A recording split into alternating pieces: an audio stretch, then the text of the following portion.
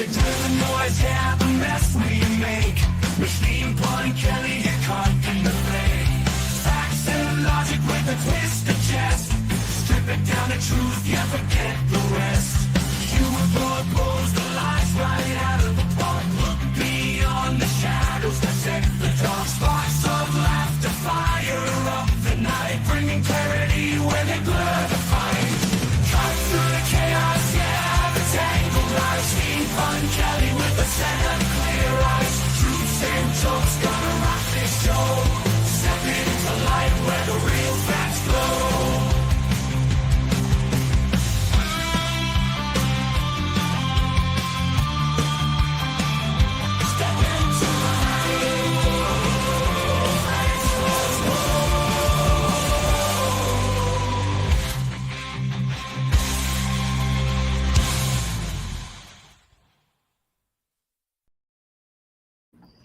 Hi there, and welcome to today's Pun Show.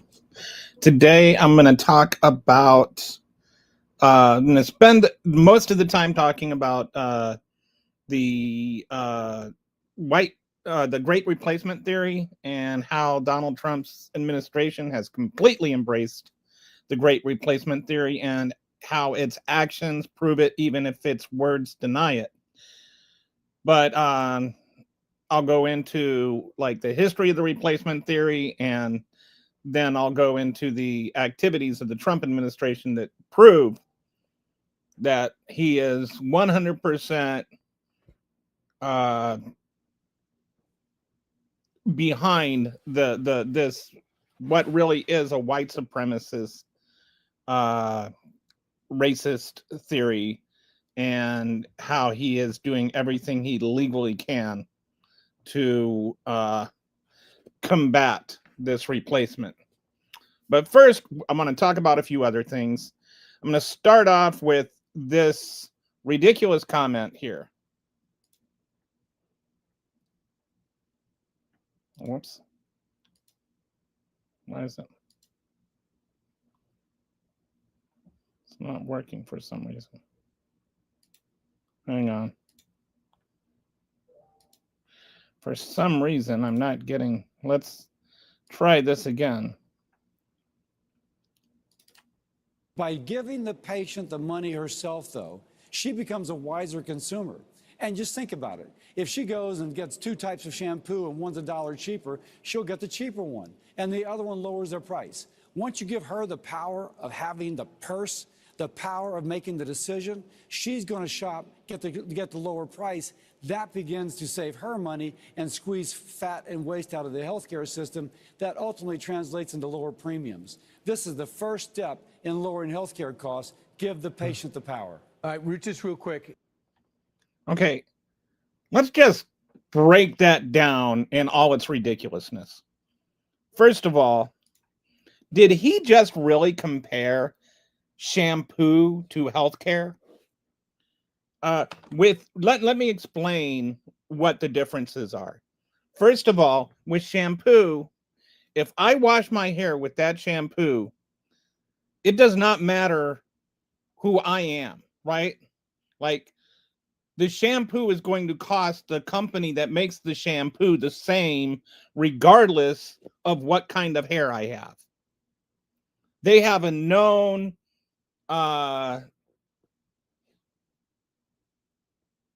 amount of money that they are going to pay for the shampoo. They have a known cost that goes into it, and then they can establish their profit based on that cost. It's a consistent cost versus insurance, which has a variable cost based on who the customer is. If you have if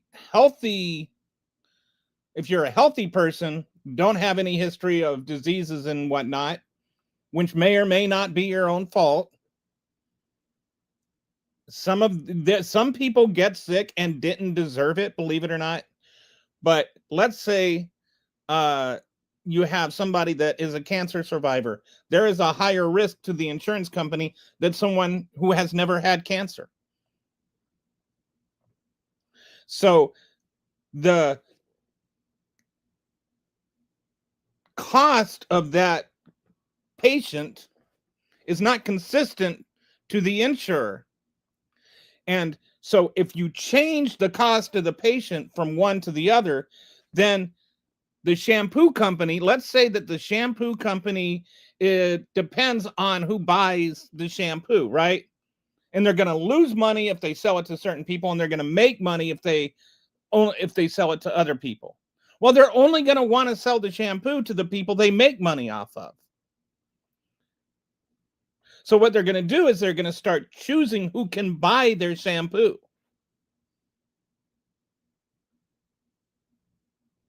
Do you see what I'm saying? So then the people that want their shampoo can still buy it. But the people who they're going to start excluding people who can't buy their shampoo. So then the people that can't buy their shampoo are going to have to buy other shampoos, and the other shampoos are going to raise their prices because they don't want to lose money on the shampoos. And so for some people, the price of shampoo will go down, and for other people, the price of shampoo will go up. That's the first thing that's ridiculous about this, is that people have pre-existing conditions, and those pre-existing conditions before the Affordable Care Act made it so that some people were priced out of the insurance market.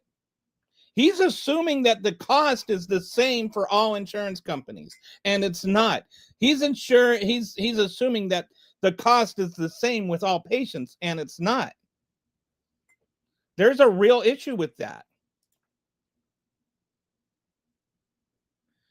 The second thing is, okay, so you say, well, we will include, we'll keep the pre-existing condition mandates. Well, then what happens is the insurance company or the shampoo company is just guaranteed to lose money if it doesn't get some kind of compensation from the government or guarantees from the government. And so it just stops selling shampoo altogether. Or it only sells really, really high price shampoos. So now the person that can only afford cheap shampoo can't get shampoo anymore. So they just stop buying shampoo. And everybody walks around with greasy, nappy hair. Except we're not talking about shampoo here. We're talking about healthcare. And that brings up the third thing. Did you really just compare healthcare to shampoo? Like, where is your moral compass here? Healthcare and shampoo are not the same thing. Shampoo doesn't keep you alive if you're dying. It's like they want to sell this medical savings account plus high deductible insurance as though that is somehow the heal all. That's what was broken that was fixed. We want to go back to a failed system under the pretext that we just passed Affordable Care Act when everything was hunky-dory, Jim Dandy Keen fine? No. The Affordable Care Act was implemented because the healthcare system was broken, and it's not perfect. And Obama has always said it was never meant to be perfect. It was meant to be a start. Build on the Affordable Care Act. There are 20 million people right now who are insured that wouldn't be insured without the Affordable Care Act, and probably more. The number of the uninsured rate has gone down dramatically because of the Affordable Care Act. So don't tell me it doesn't work. It does work. It could just work better. And there's something called a death spiral that I wish people on the media would start talking about. And what that means is that because if you're only offering the expensive shampoo, the more you need shampoo, the more you're still going to pay for it. So the more insurance costs, you're only going to pay for it if you really, really need that insurance. And so what happens is more and more people start canceling their insurance. And the more people that cancel their insurance, the higher the insurance goes up, because it's becomes more selective to only sick people, which means the insurance companies have to pay more money to those only sick people. And so you end up in a death spiral because people don't have health care. More and more people don't have health care. And it becomes something where you can exclusively get it through an employee-based system, which locks you into a job. People are afraid to leave their jobs. This is what the Republicans want. They want people basically chained to their jobs without freedom to change jobs. And then they want to, like AI their jobs and cut their pay and cut their benefits and cut their union rights. They won't be happy until America is a bunch of serfs. Don't be confused. This shampoo analogy is just bogus. All right. So wanted to talk about that real briefly. Secondly, I keep hearing like people are quoting Megyn Kelly and her barely legal comment referring to some of the girls that Epstein used as 15 or 14 and they're barely legal. Can I point out something? I want to clarify this. 14 or 15 is not barely illegal. 14 or 15 is completely illegal. There's no barely legal to it. Barely legal means you're on the legal side of the line. Barely legal is 18, 17 in some states, maybe 16 in Romeo and Juliet laws. But 15 is just not legal. It is illegal. It's not barely legal. It's illegal. Stop calling 15 barely legal. That's all I have to say about that. Okay. So now, more on the whole Epstein thing. First, I want to talk about Clay Higgins and his little, his lone vote justified on, well, we shouldn't leak the names of the innocent people because we'll just smear them or whatever. Okay, first of all, and he wants to leave it all to the Oversight Committee. First of all, the Oversight Committee is extremely partisan. And so I would trust nothing that came from the Oversight Committee. And neither would anybody on the left and a lot of people on the right that are feeling like there's a cover-up going on here. So if certain names aren't explained, then it's not like we're going to go, oh, well, I guess Trump didn't do anything. And it's not just about Trump. It's, you want to talk about Clinton, you want to talk about Gates, you want to talk about anyone.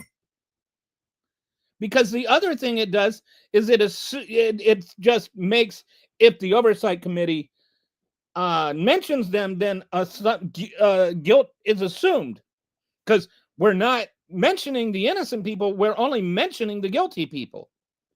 So then you're convicting these people without any kind of due process. So like people might say, well, how can you be on the Epstein list and not be guilty? So I'll give you an example. Stephen Hawking was on Epstein Island. Does anybody really think that Stephen Hawking raped girls? He's literally physically not capable of doing so, right? So what happened? Well, he wasn't capable of doing so. So what happened? How did he end up on the island? Well, Epstein had a submarine, saw that Hawking had never been underwater before and had always wanted to go underwater. So he brought him out to Epstein Island on a retreat so he could go underwater on a submarine.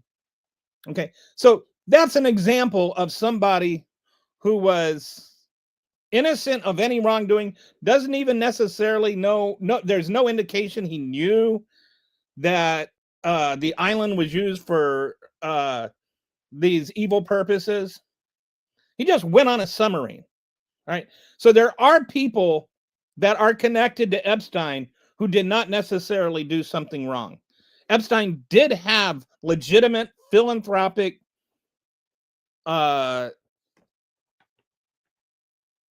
philanthropic, what's the word I'm looking for? Activities. Like he did have philanthropic activities. So he could, you could have people that were associated with those and not associated with the pedophilia and all that.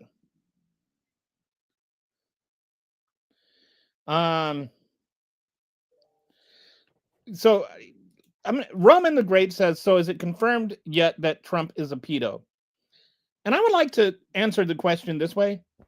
I think that we have put too much emphasis on Trump on this, whether it's for or against. Like whether you think, oh, we shouldn't release the files because it's just a smear to get Trump, or we should release the files because they're covering up for Trump. I will say this: we should release the files because the girls that were violated need justice. It's not about Trump. It's not about Clinton. It's not about Bill Gates. It's not about any of them. It's about the women who want justice. And everyone who is guilty belongs in prison. And, the other side of the Clay Higgins thing, everybody whose name is referenced to it, and they deserve to have their names cleared. Right? Like we know that their name is like somehow they were on the flight logs or whatever. Okay. So if Bill Clinton raped girls, Bill Clinton belongs in prison. But if Bill Clinton really was only flying to Africa like he says, and like the flight logs show, then he shouldn't be smeared. Like, we should know the context by which these names are associated so that we can know who is actually innocent and know who is guilty. I don't want everything filtered through a partisan oversight committee.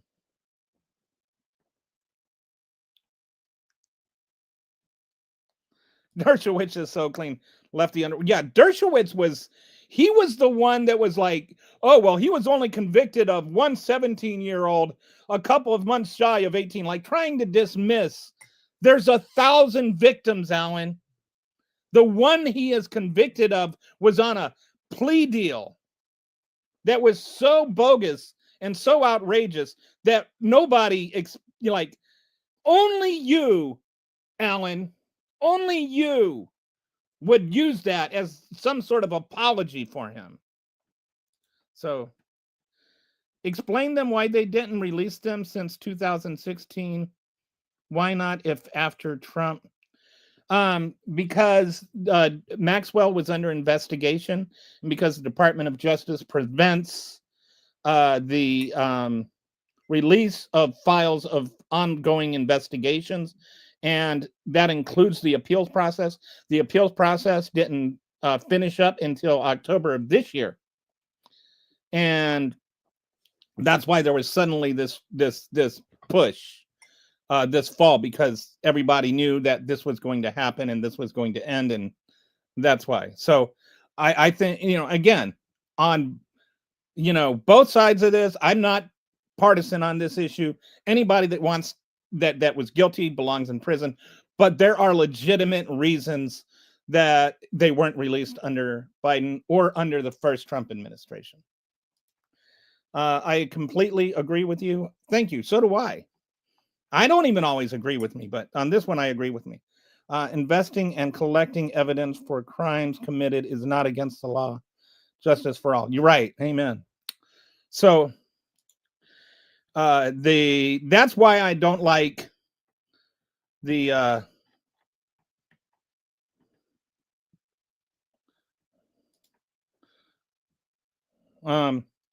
so somebody doesn't like political live streams, but there's all kinds of channels on YouTube. Why aren't the victims naming the names? You'd have to ask them. I think right now maybe they're classified or something. I don't know. I think it would be interesting if they did.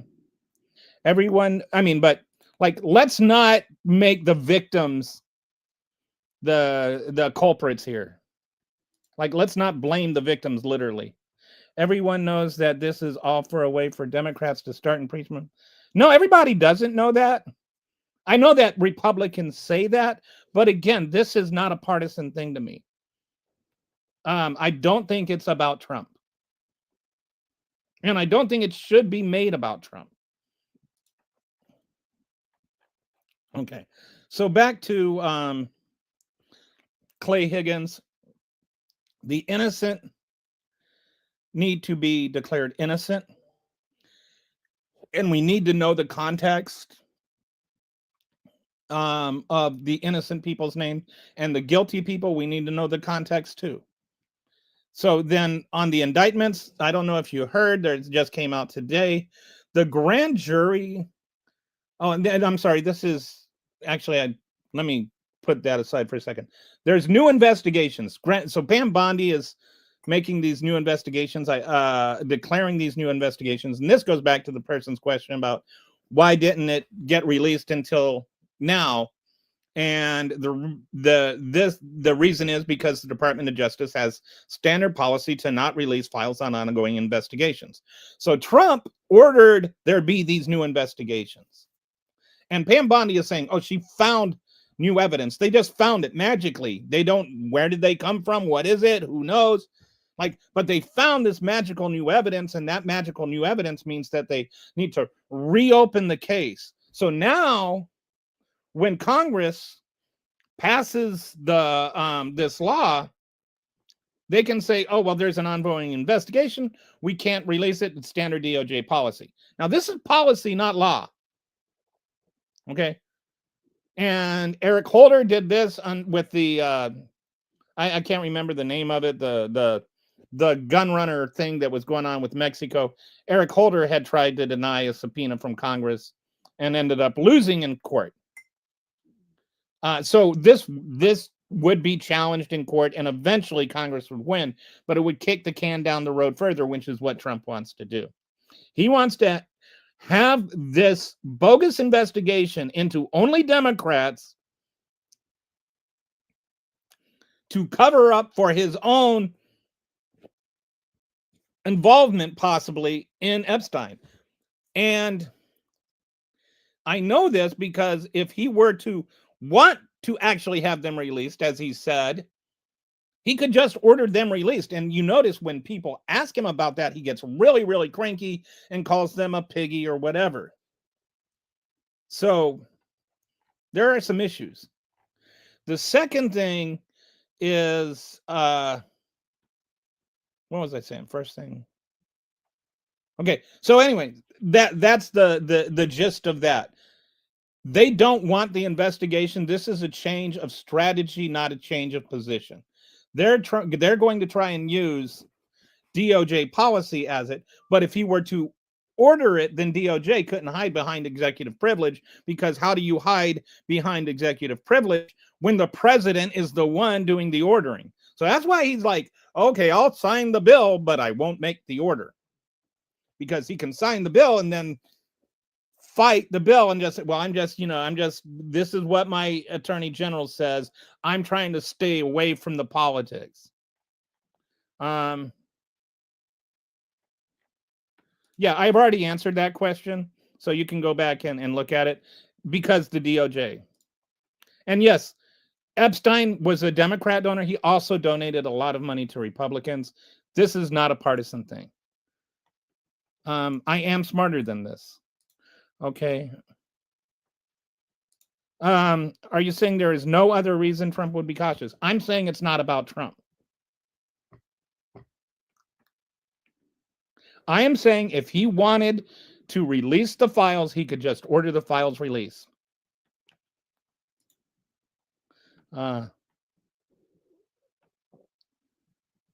The entire operation of human trafficking so far has deeper implications in America and the entire world of power and money. These accusations deserve investigations and truth. I agree. Okay, experts.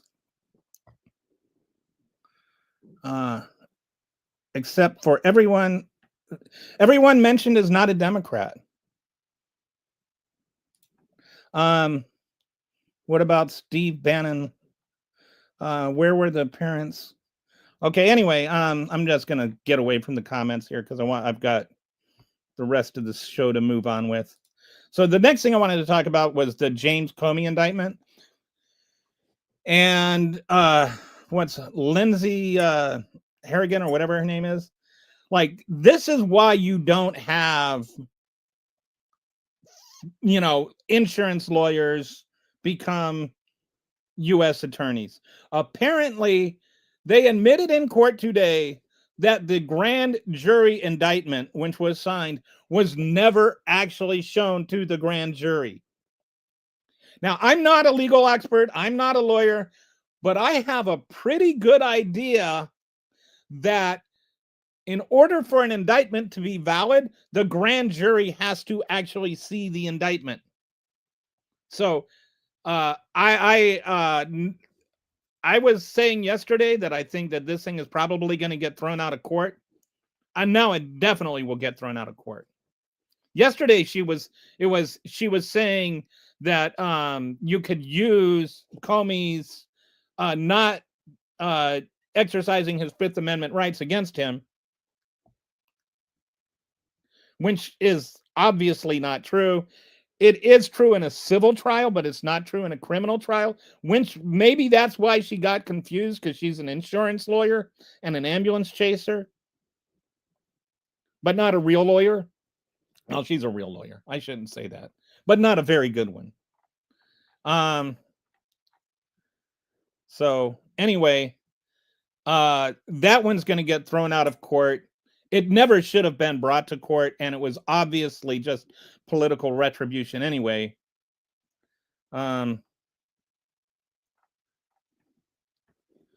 So there's a weird argument going on in my my comments are going wild here, which is cool because that means people are watching.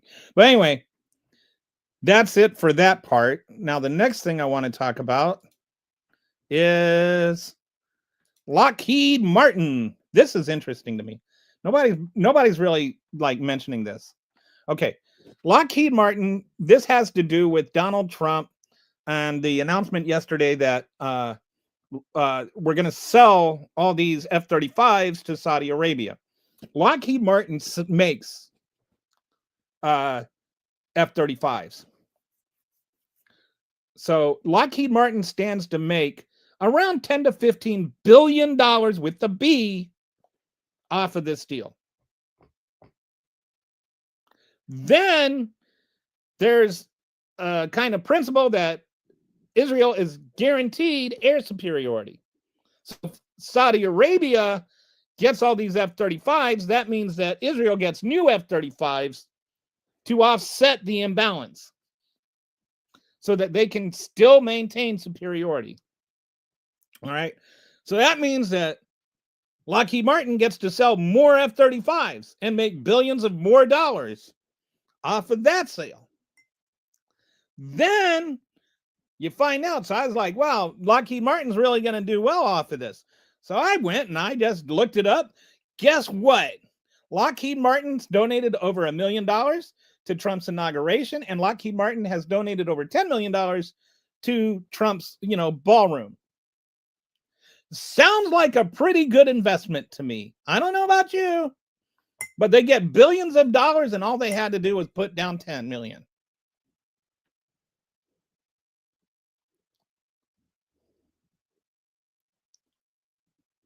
Okay, so somebody was like talking about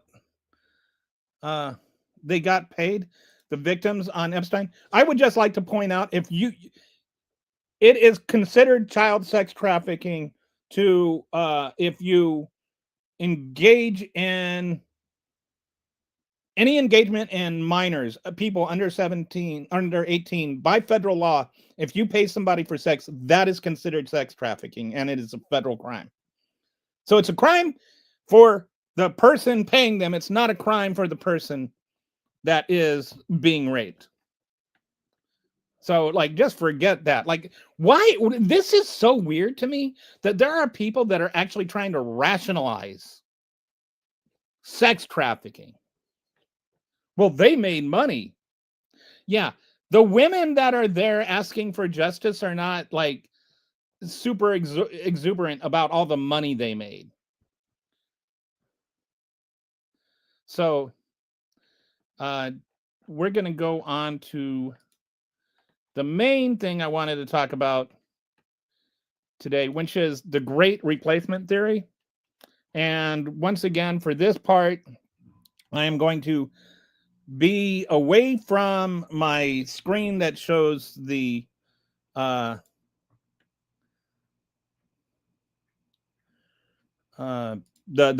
comments. So if I don't see your comment, it doesn't mean that I'm ignoring you. It means that I just haven't seen it yet. I'll try and remember to come back here every now and then. I am ignoring all our ongoing debate about Epstein, because I think I've said enough about it and I don't want to spend the rest of this show arguing with people in the comment section. So, okay, what is the great replacement theory? And, you know, like people argue that Donald Trump is not a white supremacist. I am going to show you that he actually is a white supremacist in both word and deed, and there's really no conversation to be had about it. There's no argument, I should say. Obviously, there's a conversation to be had because I'm having one. Okay. So what is the great replacement theory? I made this dashboard, and it is my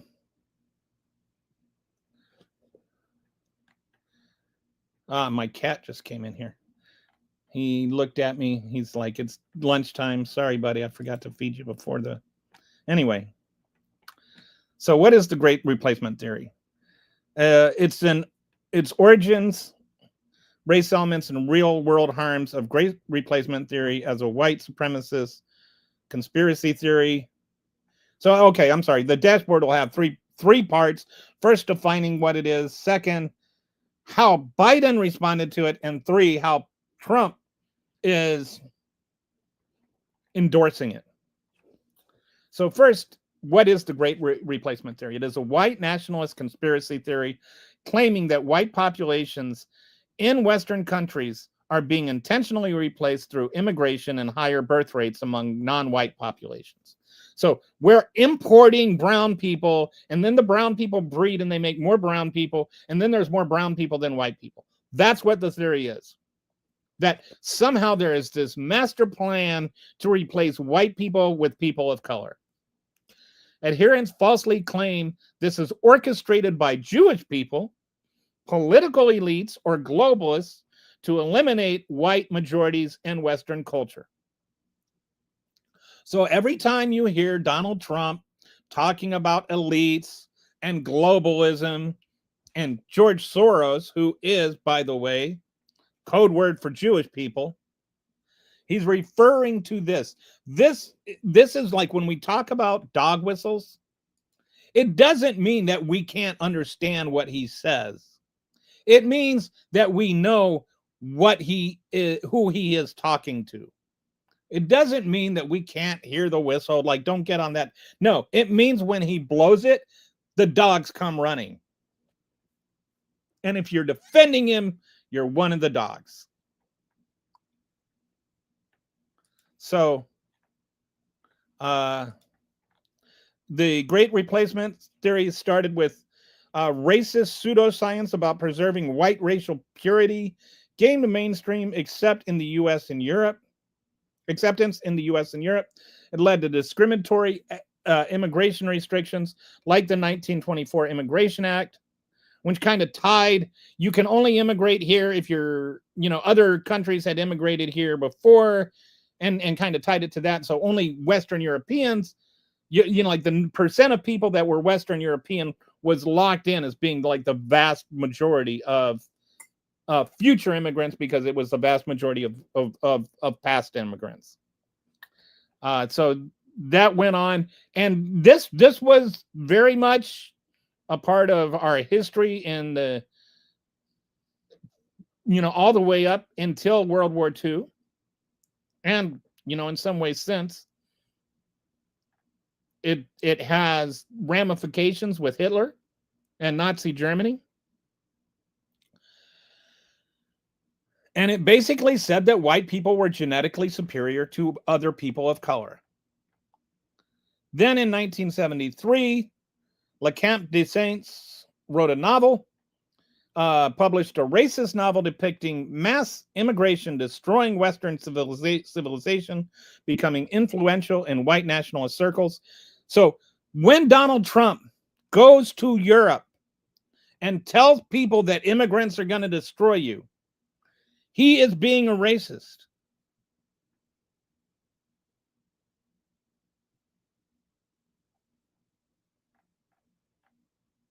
That is absolutely 100%. He is touting replacement theory rhetoric.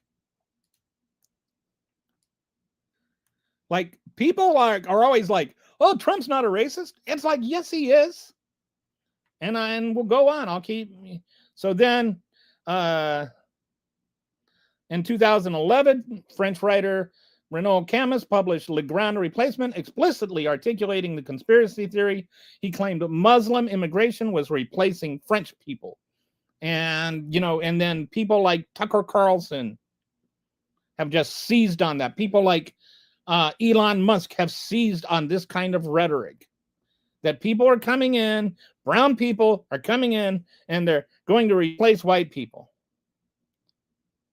This is not like, I'm not being hyperbolic. They are literally making these arguments. In 2017, white supremacists chanted, "You will not replace us, and Jews will not replace us," bringing the theory into American mainstream awareness. And Trump did one of his little rope-de-dope things where he pretends like he's condemning them, but then he really endorses them. And people are always like, well, he said there's very fine people on both sides. He meant that there were some people that were, like he also condemned the white supremacists. But if you go back and actually listen to what he said, when he said there are very fine people on both sides, he was qualifying that with the both sides was actually qualifying the people on the left, the people that were against white supremacy. He was like saying some of them were good people too. So like the nod to condemning racism was just, what it was just a nod. Everybody knew that's not what he meant. It's like he does this. This was like, it's like when he said on January 6th, he said one time peacefully, and then he said 20 times fight. And he wants everybody to believe that while he was sitting there and watching the whole thing for 3 hours, that he really meant peacefully. No. He just wants plausible deniability. And that's what he was doing with the both sides thing.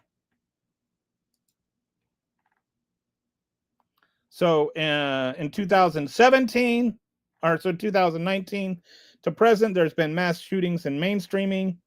Theory cited in manifestos of multiple mass shooters, including outside of the country, Christchurch, El Paso, Buffalo, increasingly referenced by mainstream political figures and media personalities like Tucker Carlson. There's the core racist elements of it. White nationalism. It's built on the premise that white people are a distinct race deserving their own nations and should remain the majority. This is what America First is. When they say America First, they mean white people first. They mean white nationalism. When they talk about Christian nationalism, they mean white nationalism. There's anti-Semitism, often blame Jewish people as orchestrators of the alleged replacement, invoking age-old conspiracy tropes. And they do this with George Soros. Like, they're not going to come out and say, oh, Jewish people are bad. But they say George Soros is funding the the No Kings rally. George Soros, who happens to be Jewish and a Holocaust survivor, by the way.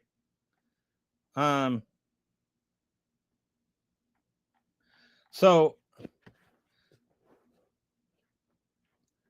There's some comments in here that are just like not worth going into.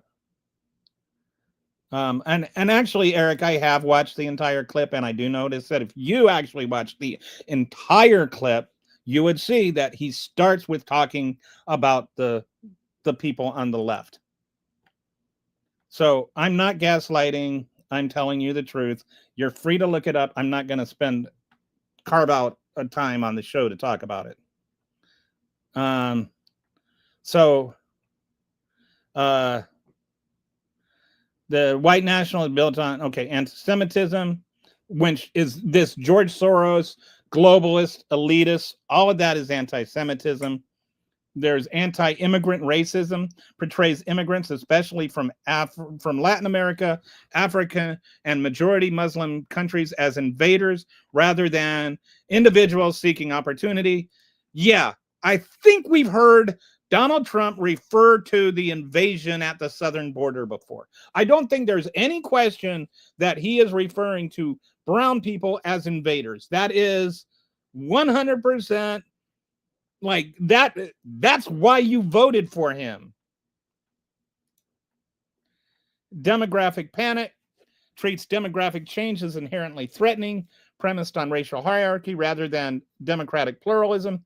And we see this kind of stuff every time we see, oh, we're going to become a minority country. And, you know, all this talk about DEI stuff. Oh, they're taking away white jobs. And dehumanization, use of language of invasion, occupation, and extinction to dehumanize immigrants and people of color. When he says things, literally quoting Hitler, when he says things like they're poisoning the blood of our country. All right, so hang on, I'm just going to get rid of this guy. When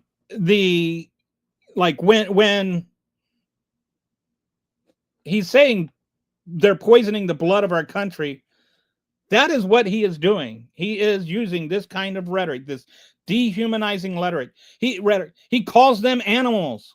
He calls them subhuman. He literally uses dehumanizing language when he talks about immigrants.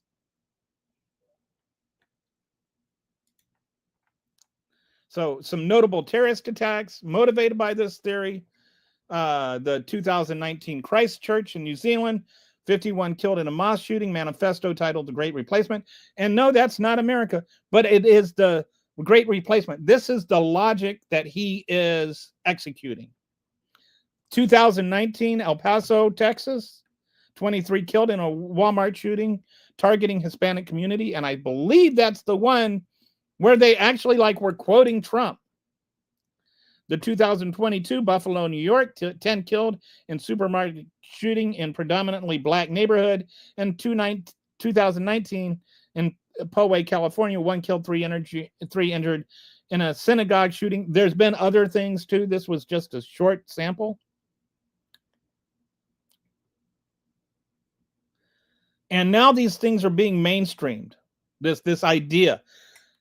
Cable news host describing immigration as replacing Americans. Tucker Carlson, political candidates warning of demographic change threatening American culture.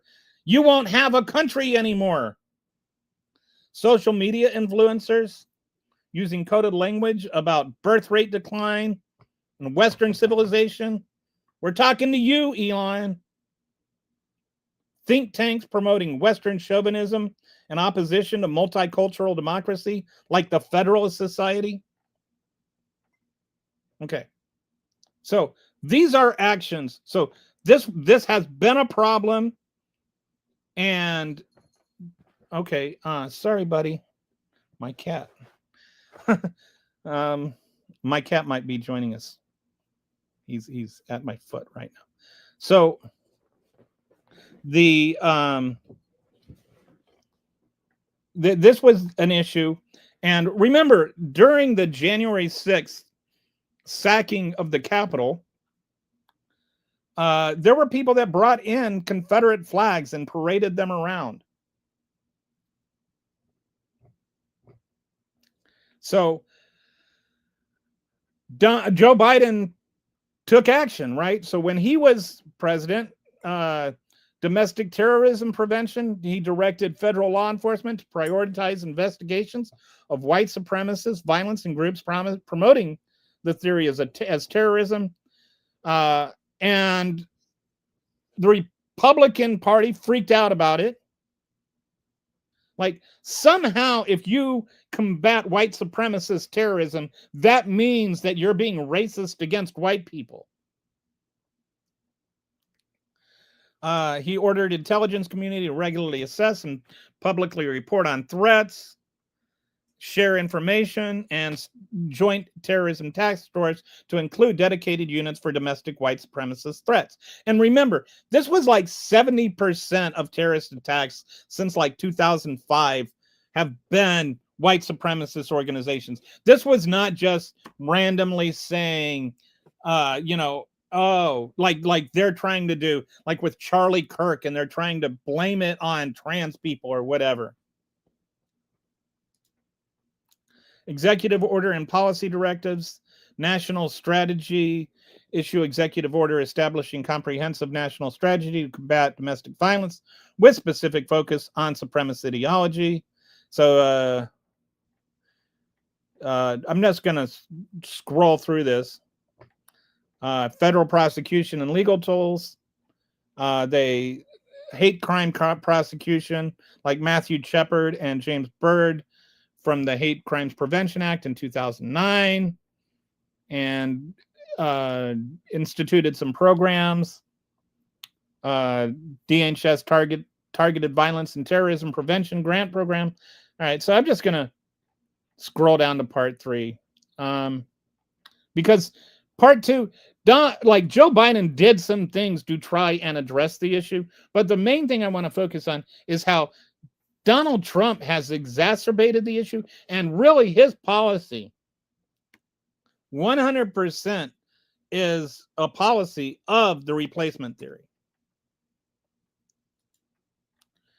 So, critical framing. The following sections documents Trump administration policies that treat great replacement theory not as a dangerous conspiracy theory to be combated, but as describing a real phenomenon requiring government intervention. So he's trying to counter the replacement, not the racism behind the replacement theory. Rather than countering the racist ideology, these actions aim to stop what the administration frames as an actual replacement of Americans through immigration and demographic change. The administration uses invasion rhetoric officially, implements policies prioritizing white refugees, and frames declining American birth rates as a national security crisis requiring immediate action. Why do you think that they're talking about this birth rate thing? That is part of the whole look, the brown people are having babies and the white people are not. It's only a matter of time before the brown people outnumber the white people.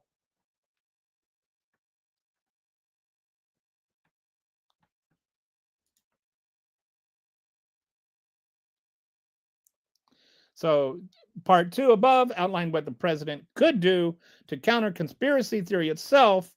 This section shows that Trump is doing to counter what he treats as the actual replacement. Okay. So what has he done since he was inaugurated in his second term? Protecting the American people against invasion. Day 1 order declares immigration an invasion requiring emergency measures.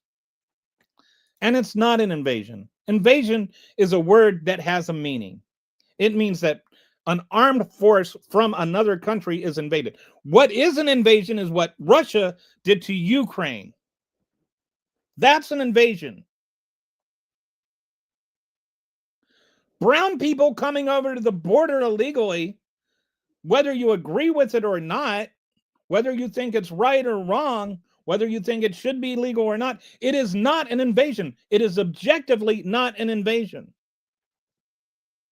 No matter what Donald Trump calls it, it's still not an invasion. The word has a meaning.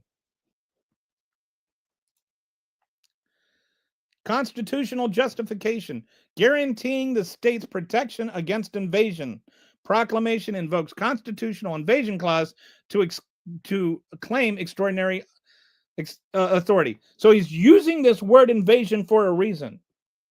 Like, there is, like, if a country invades us with the military, the president needs to be able to have the resources to counter that invasion. But brown people coming over here illegally is not an invasion. He is using the word invasion to justify racist policy.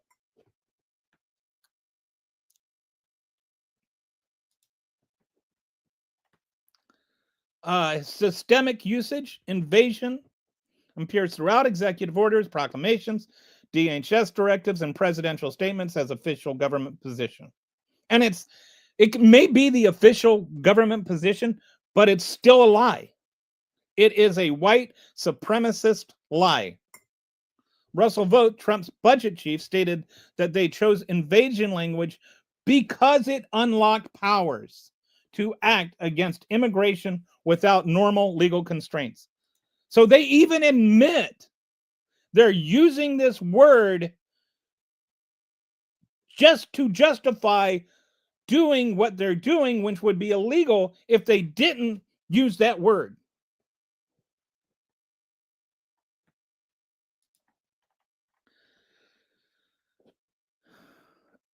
Legal theory administration argues invasion again allows suspension of habeas corpus, use of military force domestically, and circumvention of immigration law procedures. So just call it invasion, and then you can do whatever you want. Because they're brown people. And we're going to get into it's brown people. It's not, they're not worried about immigrants. They're not worried about undocumented workers. Right now, believe it or not, the ICE has detained more brown American citizens than it has white undocumented migrants. So don't tell me it's about illegal immigrants. It is clearly about brown people. The military style response to invasion. Since an invasion actually means a military coming over the border, it makes sense to be able to use the military to stop an actual invasion. But moms with 6th grade kids dropping them off to school are not combatants. They're not threatening people's lives. And they don't require a militant response. Trump wrote that Los Angeles has been invaded and occupied by illegal aliens and criminals. It has not been occupied. It's not run by illegal aliens and criminals. And ordered officials to liberate Los Angeles from migrant invasion. Like, this is just racist rhetoric. Explicitly framing American cities as under foreign occupation requiring military liberation. And that is not the case. That is absolutely not the case. Got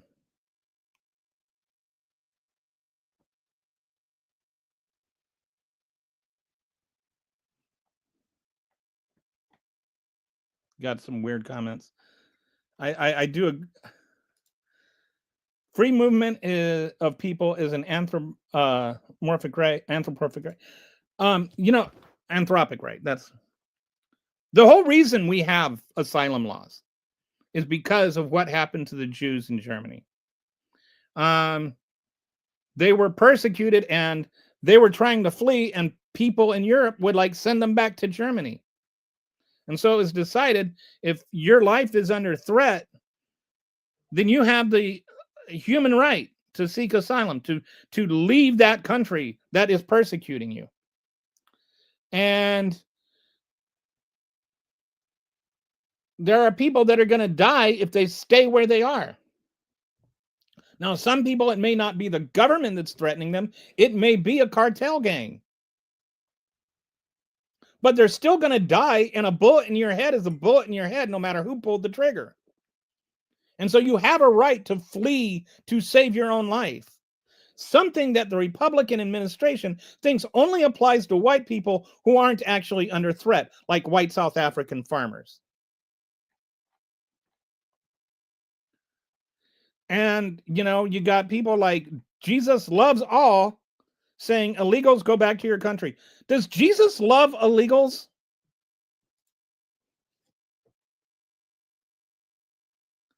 And again, if it's about people that are here illegally going back to your country, why are we arresting more brown citizens than we are people that are white that are here illegally? Answer me that.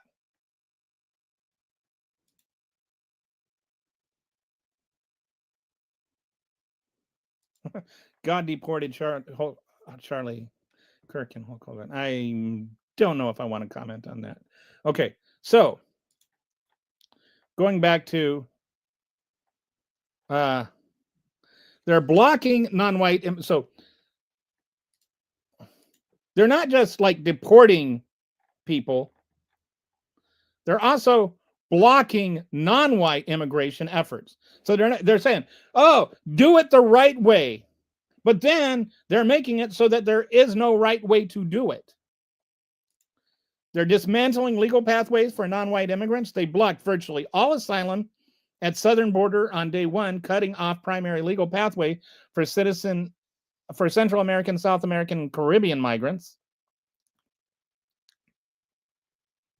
They immediately terminated an app allowing, people are like, well, apply for asylum before you go. So Joe Biden said, okay, we'll do that. And they made an app that people could apply for asylum before they get here. And then they flew over here on their own dime after they had been screened. And then the Republicans made an issue and said and lied and said that the government was secretly flying them over here. Then Donald Trump shut down that system, and he has even gone as far as taking away the legal status of people that came over here legally and then saying that they're over here illegally because he took away their legal status. And guess what? They're all brown. Remain in Mexico, forced waiting, require non-Mexican asylum seekers to wait in dangerous Mexican borders during proceedings. The crime rate against asylum seekers in Mexico is terrifying. It's like 70 to 90%, and it's got like a 1% solve rate. It's just basically a buffet for criminals. If you're seeking asylum and you're trapped on the border, you're going to be a crime victim. They shut down the offices in Latin American countries that process protection claims before travel. And they block pathways that allow hundreds of thousands of predominantly non-white citizens, some non-white migrants, to remain in the USA. So, and then they have ICE agents that when people show up for their asylum hearing, arrest them at their asylum hearing. Like they say, oh, do it the right way, but then they block the right way. What is the right way? You say, do it the right way like my parents did, or my ancestors did. Your ancestors got on a boat and got off the boat. What didn't change, what changed is not the way they came over here. What changed is the legality of what that way is. And now, if you fly over here from England on a tourist visa, which is much easier to get, and you just stay here, you're not really in danger of being arrested at any point.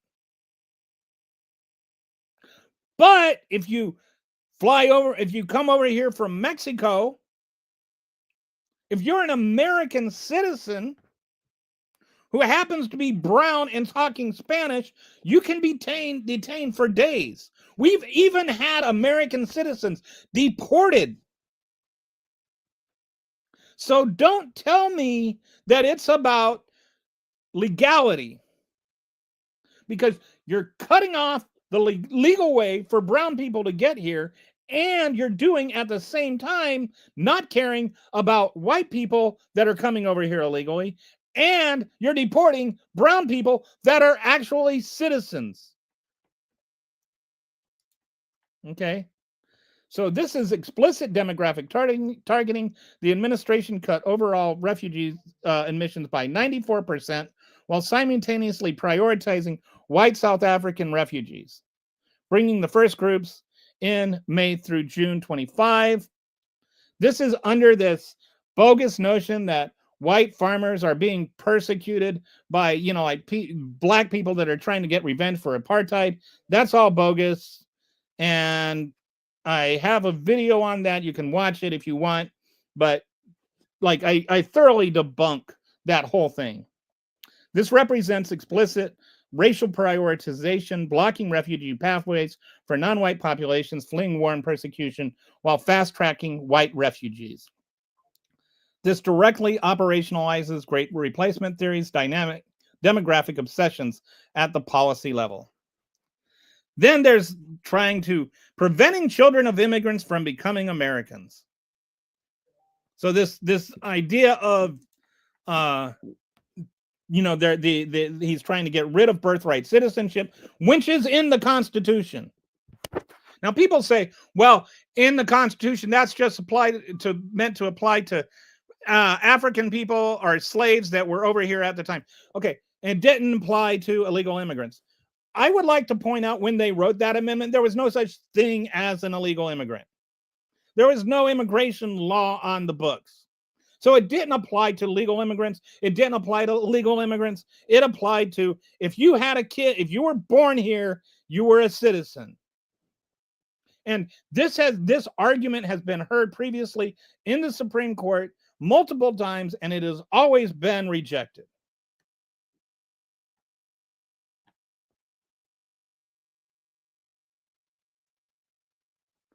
Yes, U.S. citizens are being deported. I'm not going to argue with you. Look it up. I'm not going to have reality-based discussions with trolls. And yes, it's in the Constitution.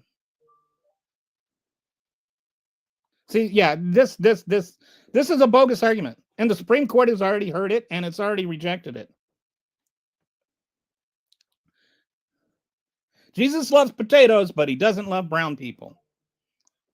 Okay, so the birthright citizenship, that is great replacement theory. If Jesus loves potatoes here, this guy, you're a racist. You're a racist. Yeah, I called it. You are a racist. Okay, so mass removal of non-white immigrants already in the U.S. So the mass deportations, I've got other dashboards to share about this. Order detention of all immigrants apprehended, ending successful alternatives programs with 99% compliance rate. Expedited removal expansion. Extended expedited removal. No court hearing to anyone in U.S. less than 2 years. Affects millions of established residents. Expedited removal means that there's no due process if you've been here less than 2 years. It used to be if you're here less than 30 days. Now it's been expanded to 2 years, which means that if you've been here a year and a half and ICE catches you, they can deport you without even having a hearing.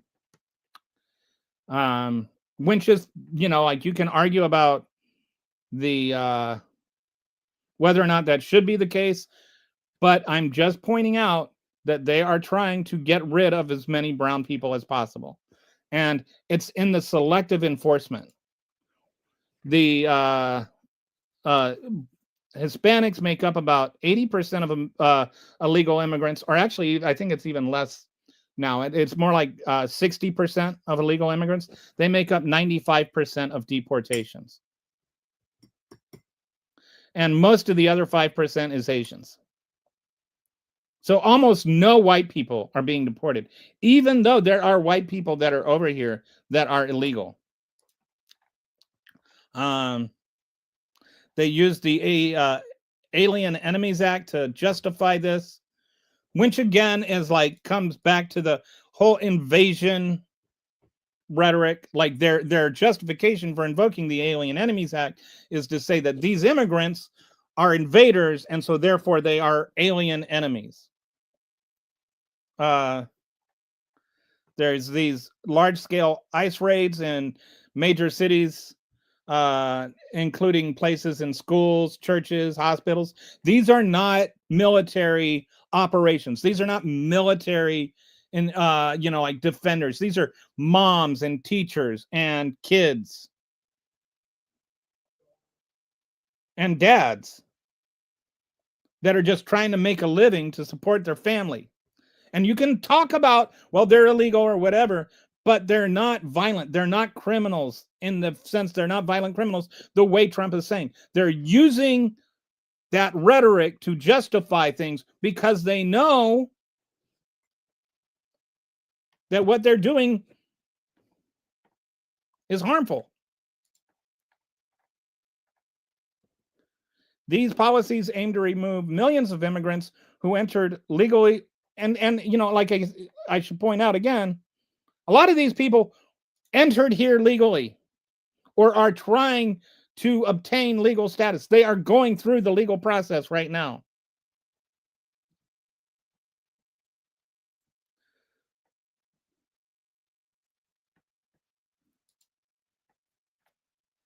Okay, hang on. I got to get rid of this guy. I mean, I'm like, I'm all for honest, good faith rebuttals and discussions, but don't come on here with just trolling, anti-hate, or just hateful rhetoric. I'll ban you from the channel quicker than you can say, Machine Pun Kelly. I'm really tired of just hate.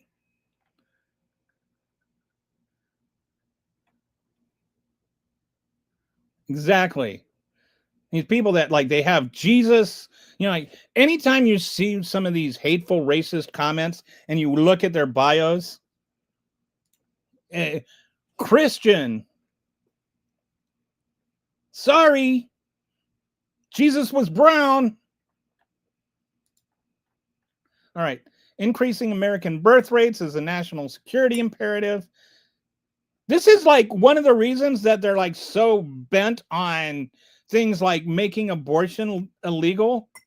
They want to force women to have birth and to have their little rape babies. Because we need to have white people. President repeatedly called for American baby boom since 2023, making increased births a policy priority. They want to pay people to have babies. There's just this weird, they're so weird. You know why the US fertility rate is declining? Because they don't want to bring babies into a world that the Republicans are trying to leave for them. Who wants to, climate change is real. And it's going to have a real impact. If you're born today, by the time you're 75, it'll be the year 2100. And there will be such massive climate change impact that civilization, as we know it today, will not really exist. Who wants to bring a kid into that? A lot of people don't. Climate change denialists will say no, but you're not to deny climate change is to deny basic laws of physics, like entropy. Anyway, won't get distracted. I don't want to get sidetracked into all that. So they're offering $5,000 as a baby bonus. IVF access expansion. It's okay, life begins at conception, unless it's an IVF. Fertility drug price cuts. And making abortion illegal.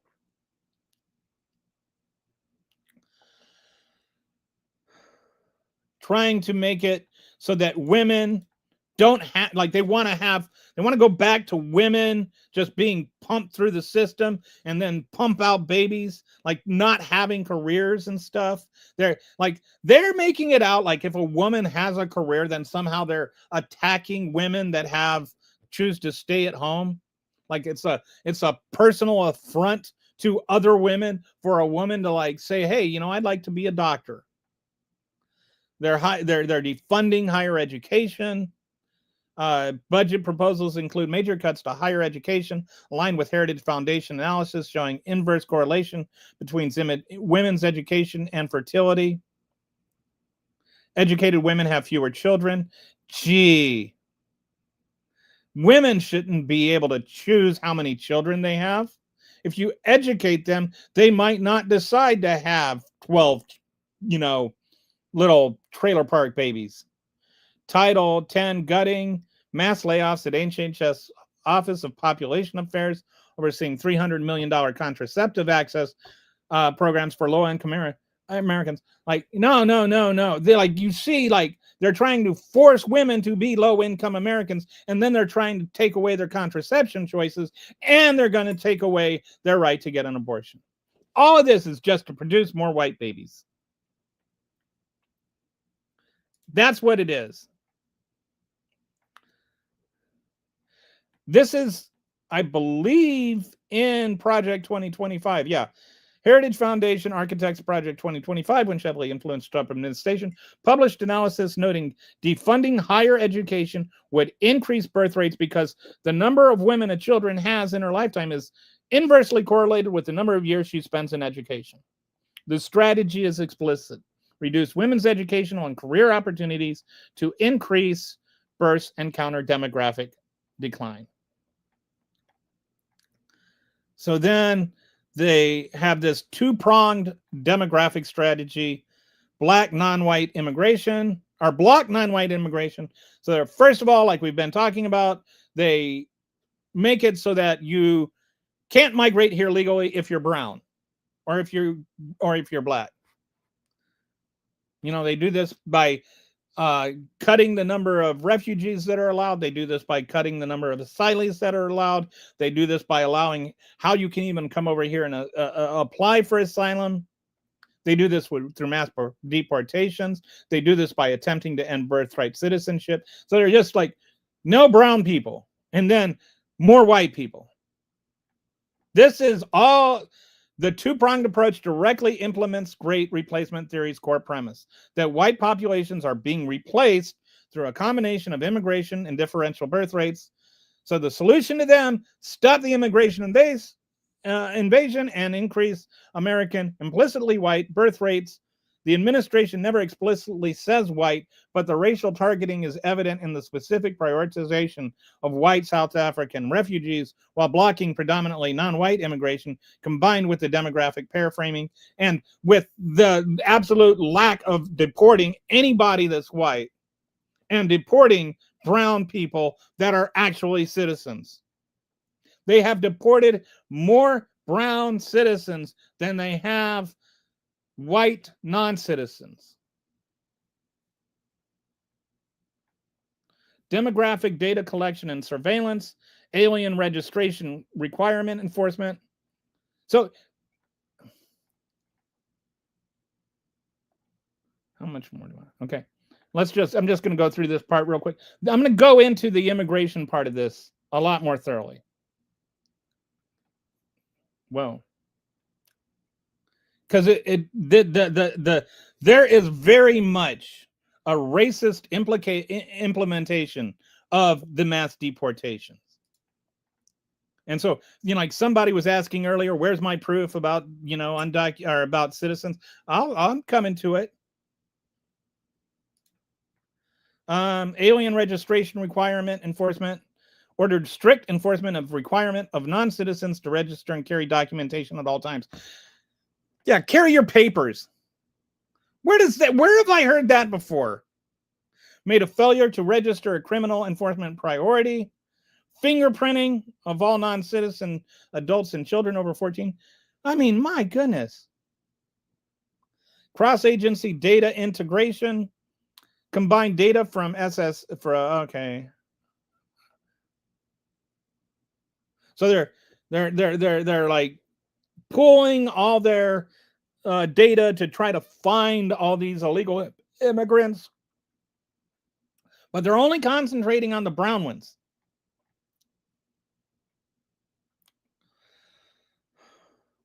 Administration connections to proto-nationalist movements.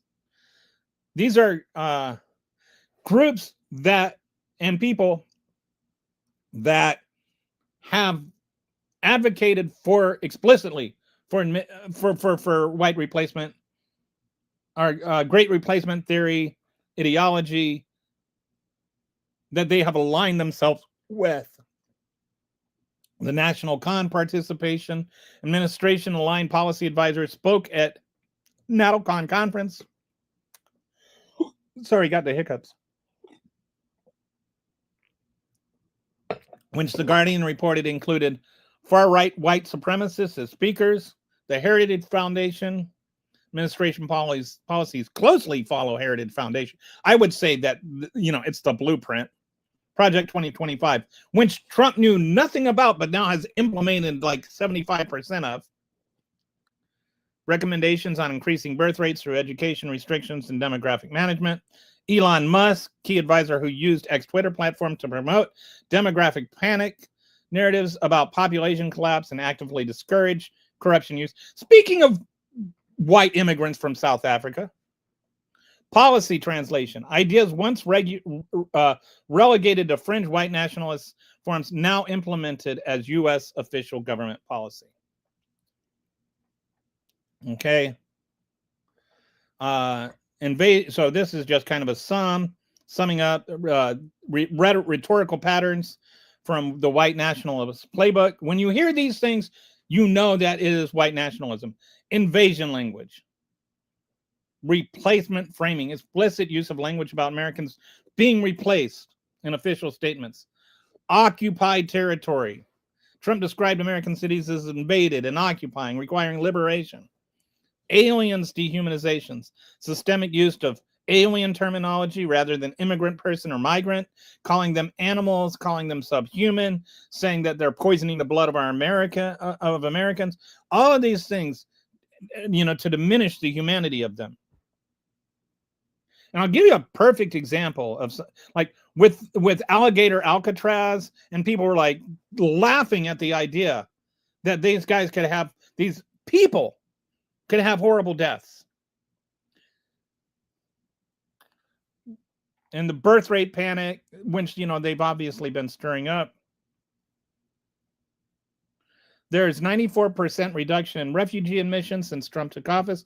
There has been 0 asylum approvals at the southern border so he's basically completely cut off asylum as a way to come over here.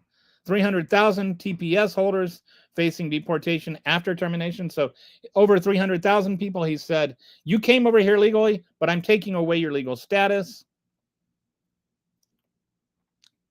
They've used the U.S. fertility rate as proof. Which, by the way, we actually want a lower fertility rate, not just nationally, but worldwide, because that means the worldwide population starts to go down and we are in danger of overpopulating the earth. Like, we want a naturally low fertility rate, and a lower fertility rate is a sign of a successful country. The reason you have high fertility rates is, like back in the day, your kids grew up and took over the farm, right? And so then when you got older, your farm was taken care of by your kids, and you were taken care of by your kids. But kids died, because people died. There was a higher mortality rate. So you had to have enough kids to make sure that you were taken care of when you got old.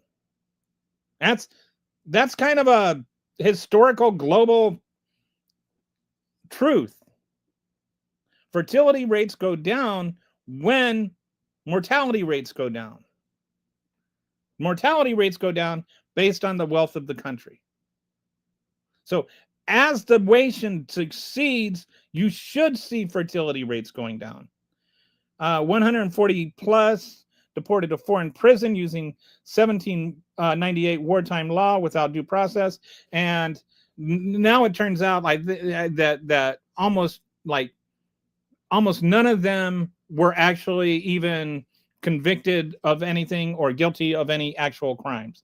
They were just guilty of being brown and having tattoos.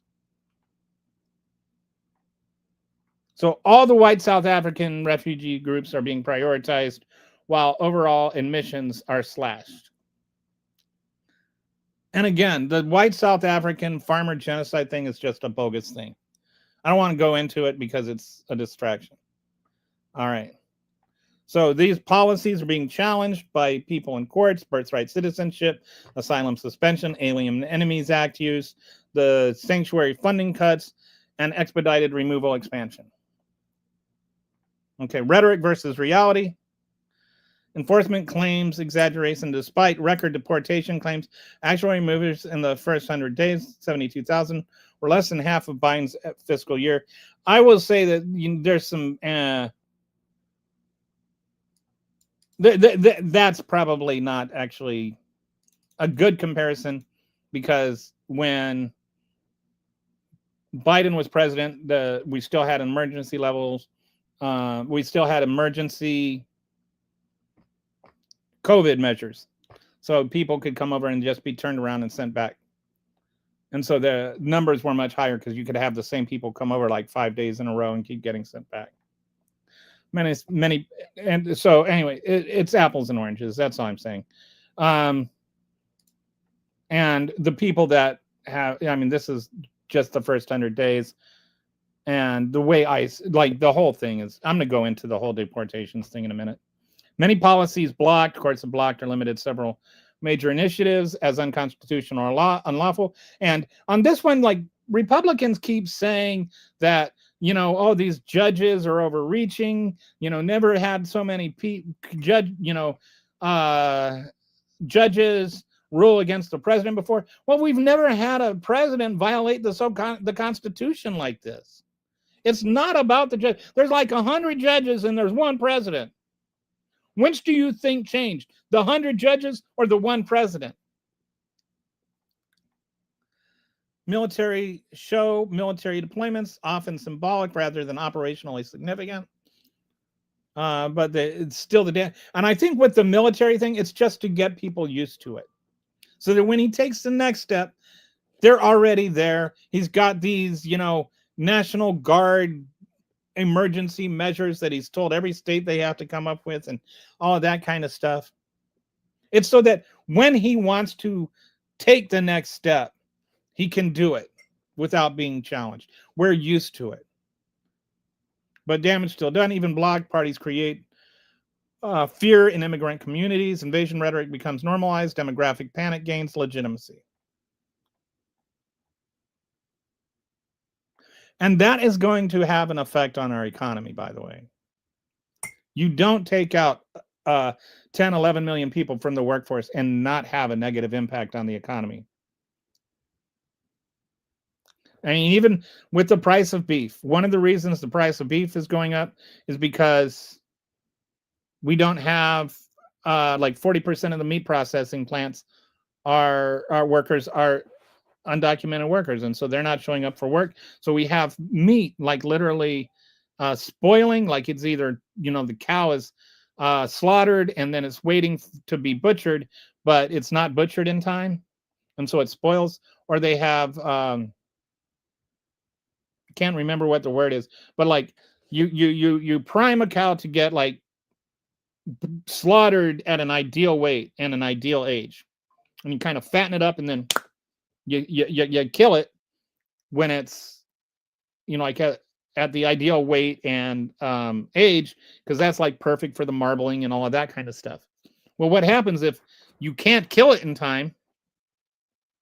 It goes past its date, and so then like what would have been like prime rib becomes ground beef, because the marbling isn't the same. It's not the same quality of meat that it used to be, because it had to wait 2 more weeks to get slaughtered, because you didn't have enough people in the slaughterhouse to actually slaughter the cow. And you didn't have enough people to butcher the cow after it was slaughtered. So Trump thinks the country is like a company. Lie and fix your own. Yeah. I would just, the one thing I question about your assessment there is that Trump thinks. But other than that, I think you're right. All right. So I'm actually already at an hour and a half. I might have to turn this into a 2-part episode. I think that's what I'm going to do. I'm going to have to turn this into a 2-part episode. I'm going to make tomorrow is going to be about the actual enforcement issues. So I'm just going to go through this, the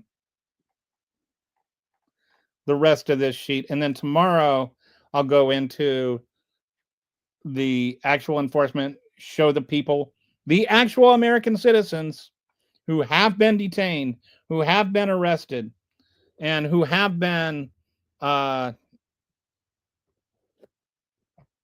even in some cases deported. Okay. So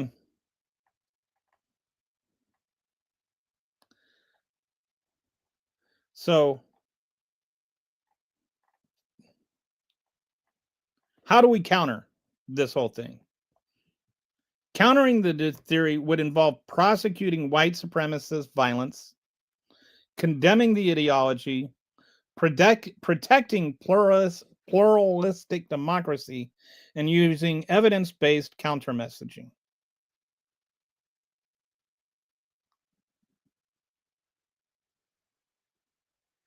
Countering the replacement involves treating demographic change as an existential threat, blocking non-white immigrant as an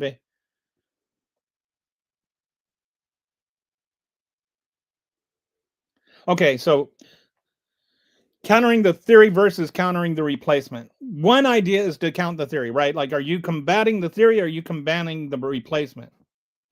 Biden tried to combat the theory. Trump is trying to combat the replacement by using policy to treat demographic change as an existential threat, blocking non-white immigration as invasion, preventing immigrant children from becoming citizens, and using government power to increase American white birth rates.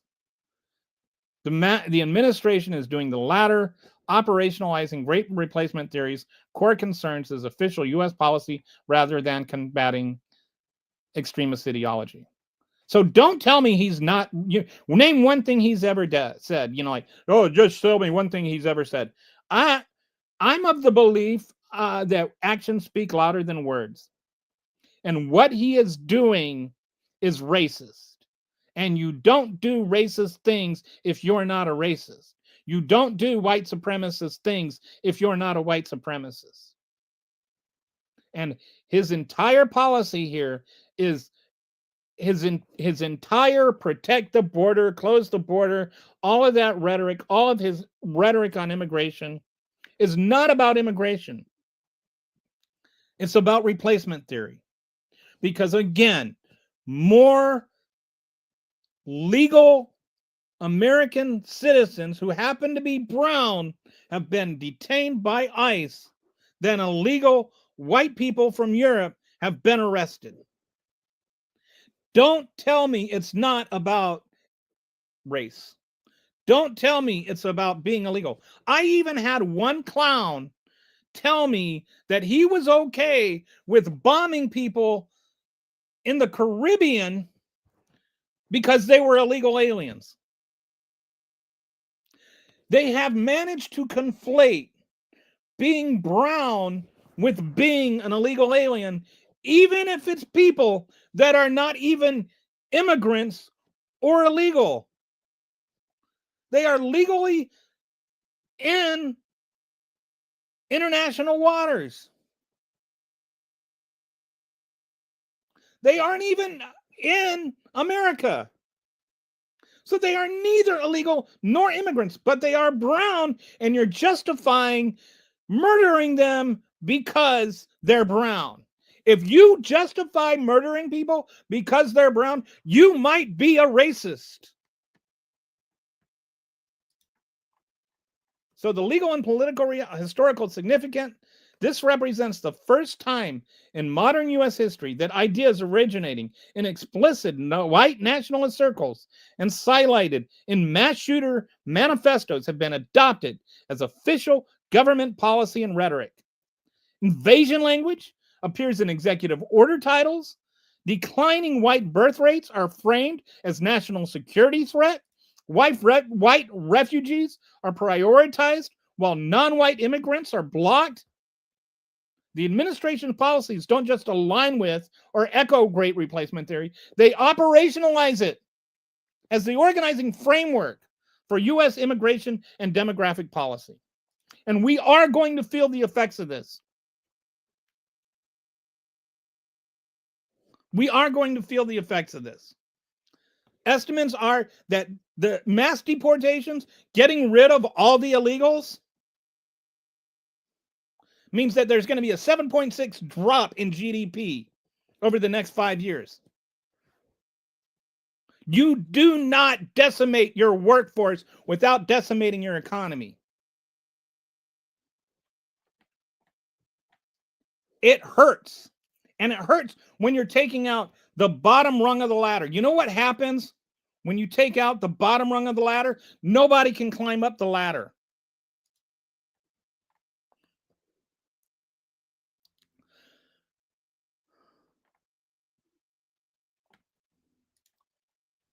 So,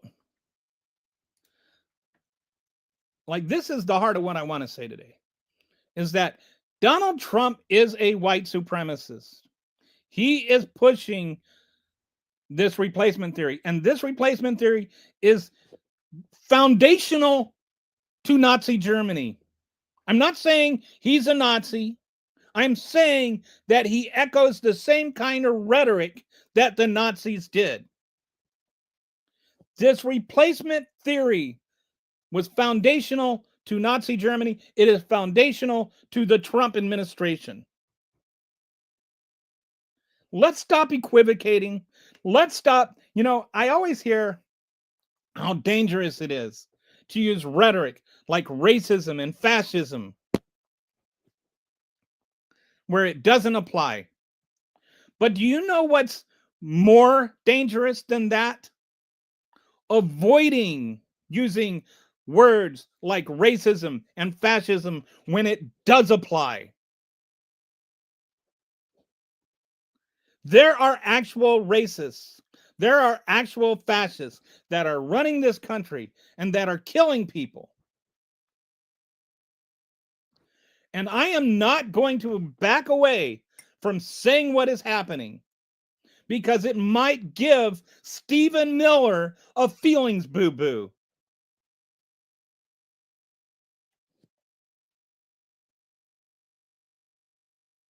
See, you know, like you got Skippy here. Your words of power have no power. They don't mean. I don't care what they mean to you, Skippy. You can deny all you want, Skippy. But you're peanut butter.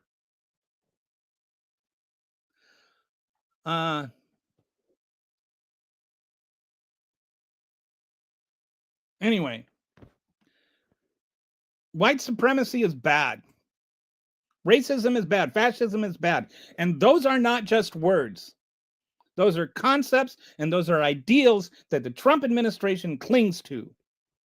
If you want to look at what fascism is and what racism is, it looks and acts like Donald Trump is speaking and acting. Stop telling me I can't use words like fascism and racism. If you support Donald Trump, you are a fascist and you are a racist because what he is doing is fascism. What he is doing is racism.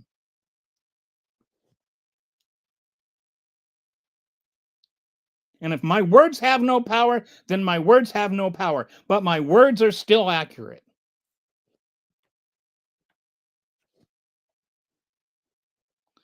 And that's why you have to resort to, you know, these ad hominem attacks because you know they are. Every time I see these conservatives that say, oh, well, what is define fascism? None of them know what fascism is. I have spent hundreds of hours studying fascism. I know what fascism is. And Donald Trump is a fascist. I've got like 5 videos that talk about what fascism is and go through line by line, detail by detail. I've got hours of content explaining what fascism is and how it applies to Donald Trump. So I do know what fascism is. And I have established in this video that what Donald Trump is doing is racist. So don't tell me my words have no power. The fact that you're denying them proves they do. All right. So that's it for today. I'm going to do this on part 2 tomorrow. And I'll go through and I'll show how ICE is extremely racist in its enforcement of, illegal immigration. And I'll go through and I'll show the statistics and I'll show cases of American citizens that have been detained. All right. Thanks for listening. Seems like I triggered a bunch of MAGAs. They're very, very angry when you point out they're racist and fascists.